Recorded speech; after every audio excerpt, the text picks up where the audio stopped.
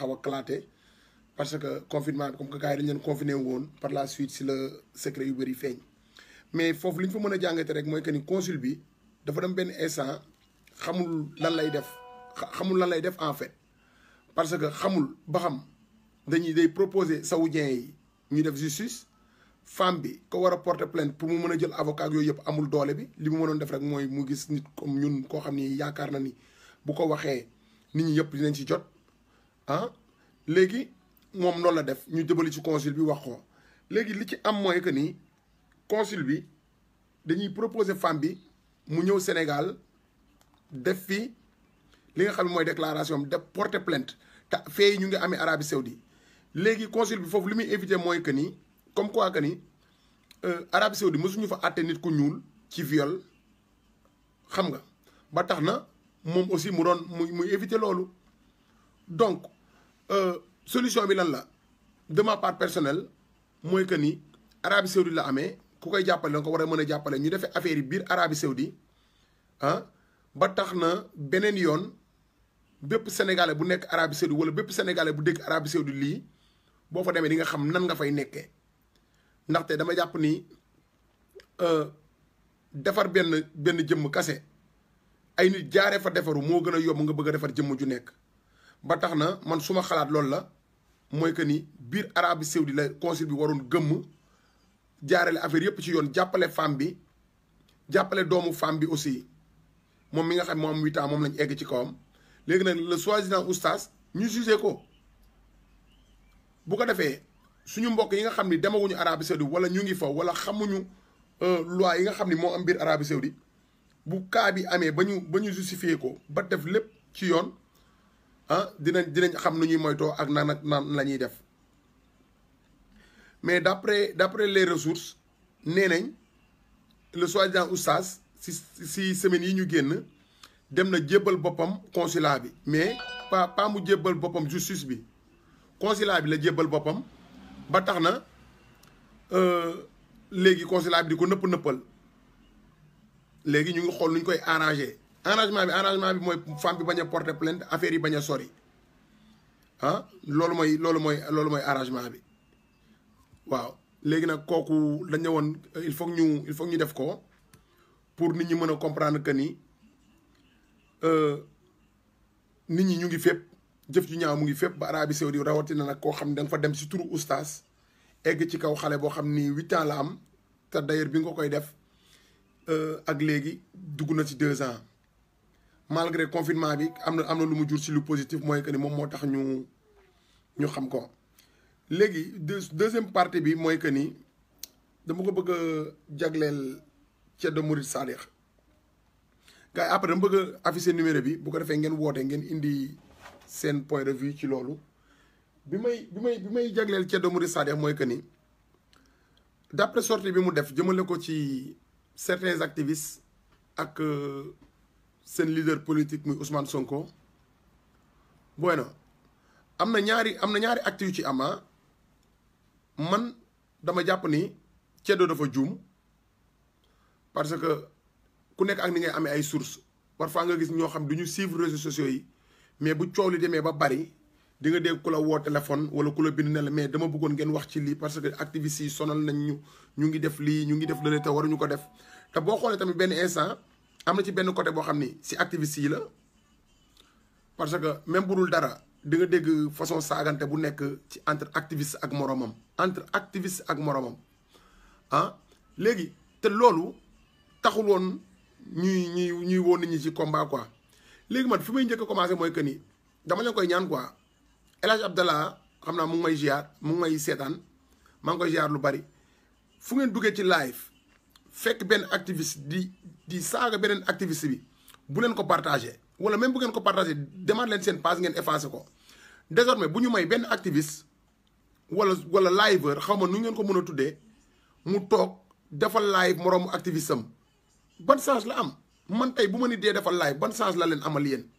te ñun fii ñun ñi fi toog ñëpp changement lañ bëgg pour suñu dëkk changement lañ bëgg pour Sénégal donc bu leen ñu may yenn promo yoo xam ni jaru ko ma nekk fi di saaga kenn di saaga keneen ak keneen fii ku fi waxul ci thème loo xam ni Sénégal la bu ko kenn partagé ci dama leen koy ñaan bi sabili laay war a suuli ah man maa leen koy ñaan quoi man su ma fi toogee di def live di liveal benn activiste bu leen ko partagé wala même bu ma juumee ci biir live bi débuté live bi normal ñu dem ba ci digg bi ma dugal kenn xam nga man ak moom ñu commencé saagante ñu commencé ma koy liveal bu ngeen demee seen page effacé leen ko te bu leen ma seetaanaat parce que am na ñoo xam ne su ma la ko naree wax ci live ma woo la téléphone soit da nga may coupé ma envoyé la audio wala ñu xuloo wala ñu xeex forever lu ci mënti am au moins moo gën a discret que ni ñu toog fii lu mat 100 personnes di la seetaan wala 200 personnes di la seetaan ngay liveal benn nit koo xam ni leer na ni kii mënul indi benn brique biir Sénégal wala mënul indi benn ciment biir Sénégal tey bu ne woon dañuy tabax Sénégal amul sens. amul benn sens parce que ñun fii yéen ñëpp yéen yor seen connexion toog di ñu déglu di ñu partagé pour suñu message yàlla li ngeen ci bëgg mooy que ni ñu construire ci Sénégal kenn ku nekk indi sa grain de sel ñu construire ci Sénégal mais pas ñun ñu toog ah di live benn activiste di liveal borom activiste parce que dafa génn foofu ci page bi mu nekkoon wala dafa xuloo kii wala moom a waxal li non c'est pas le cas quoi.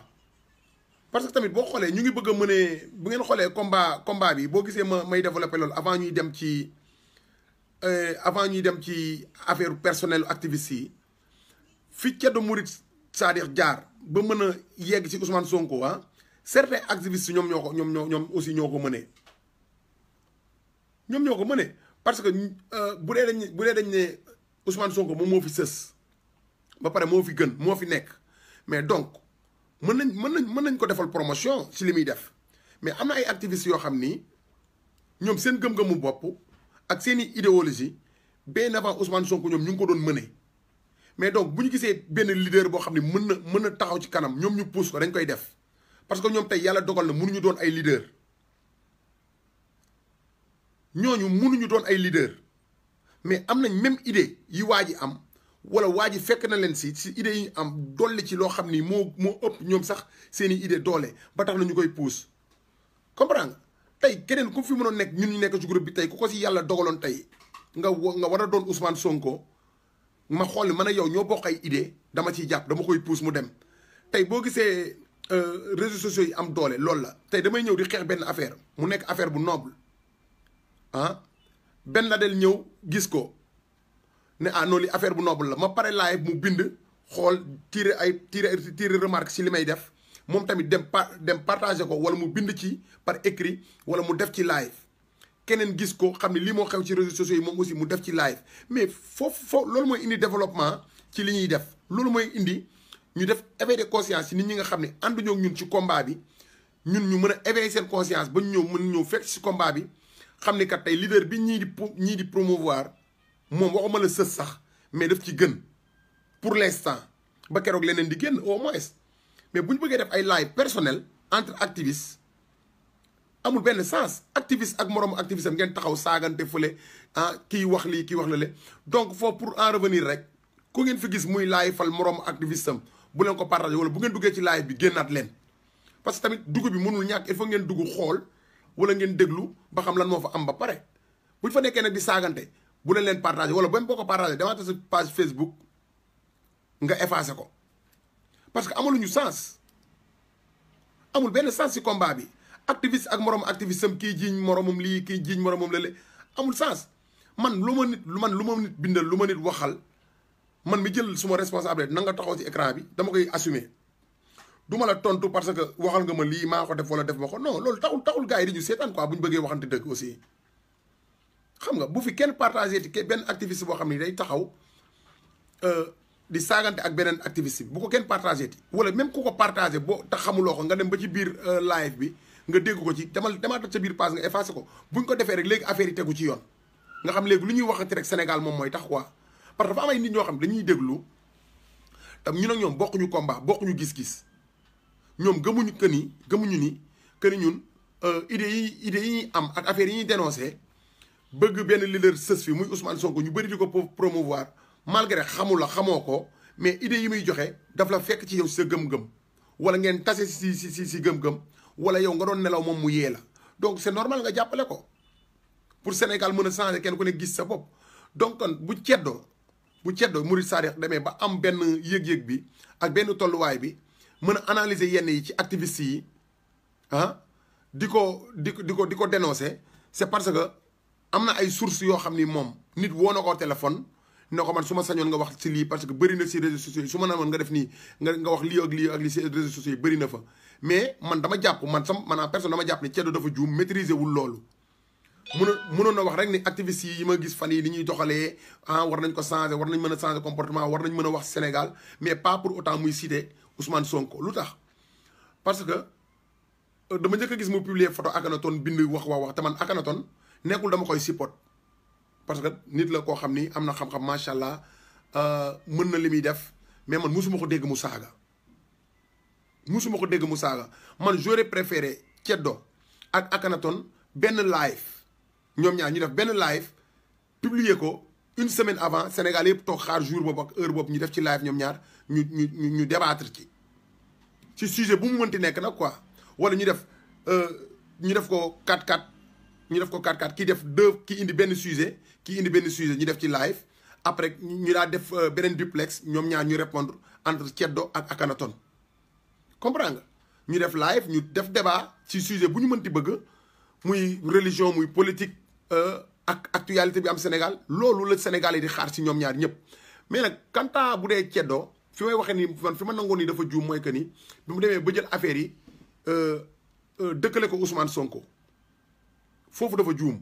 parce que soit dafa juum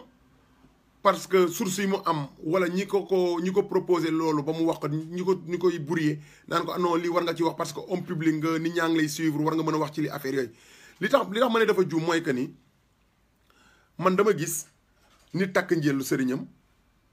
taxaw ci mbedd saw nit wax mu dagg saaga tegal ko wala nit wax mu jël leneen teg ko wala man gis naa sax nit koo xam dafa bokk ci famille religieux saaga beneen tariixa xam nga léegi loolu dès le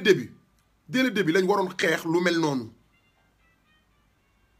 dès le début lañ waroon mën a xeex loolu non Omar boo gisee li ngay bind on s'en fout de Ceddo problème bi mooy que ni da ngay ni xalaat li ñu defoon Mamadou Dia mën na egsi si kaw Ousmane Sonko sensibilisation bi ñuy def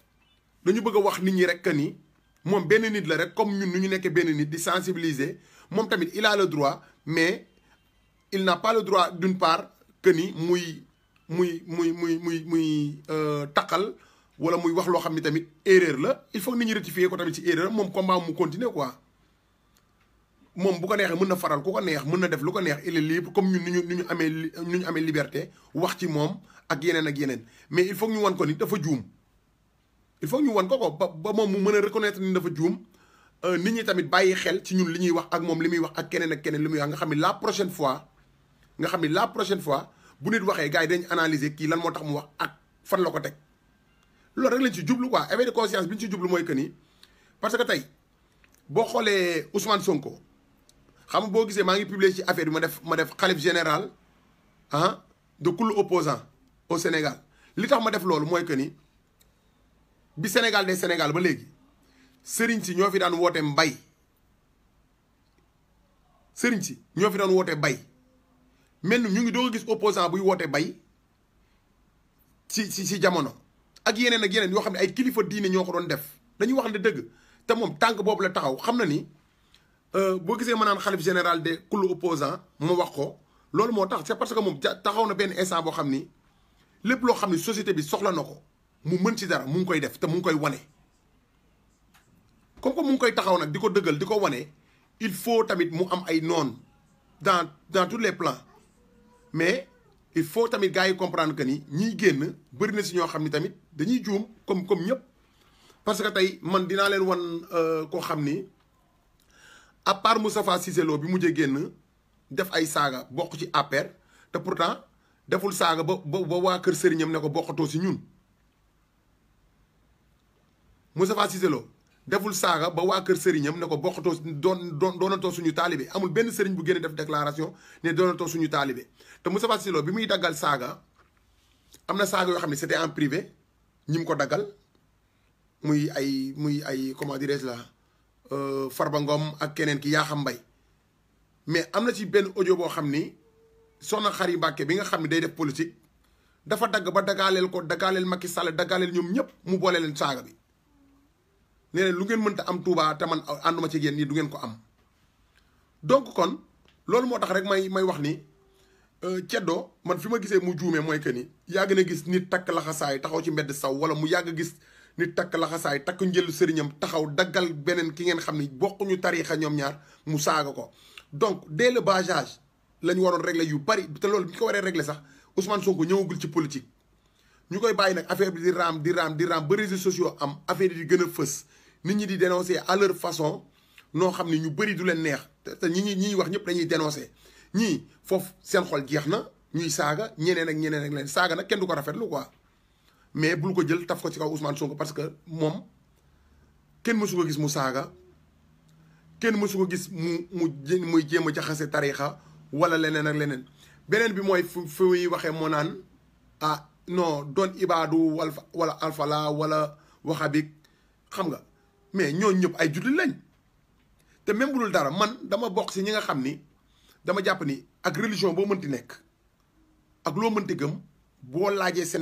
sénégalais yi doy loola jox la réew mi nga war ko mën a doxal dañ la ko war a mën a jox à part nag waxtuma laa nag nga nekk jullit ba ñuy xool ban genre jullit nga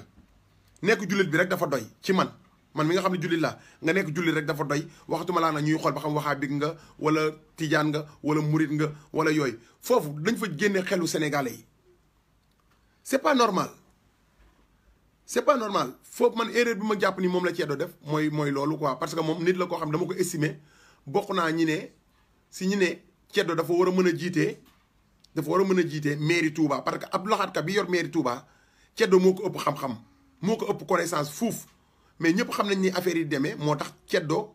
jiitewu ko benn xaw ma nag ba xam bëgg na ko moom ci boppam wóoruma man suma point de vue la ma koy wax beneen bi mooy Ceddo dama gis ay sorties yoo xam ni moom nit ki koy def xam na ko te kooku moo ma jiitu ci réseaux sociaux yi jiitu ñu bëri ci réseaux sociaux yi te musuma gis moom mu wax ci mu nekk benn genre nit boo xam ne bu doy waar képp ku yàgg suivre réseaux sociaux yi waxuma la nag ci jamono yii nii mais ci jamono yi ci ginnaaw di nga xam ni le gars là moo dàq xorom kuy xorom mais man dégguma kenn wax ci xam nga benn instant doo xam lu muy nduru quoi benn instant doo xam lu muy nduru quoi xaaral ma indiwaat ko ngeen déglu ko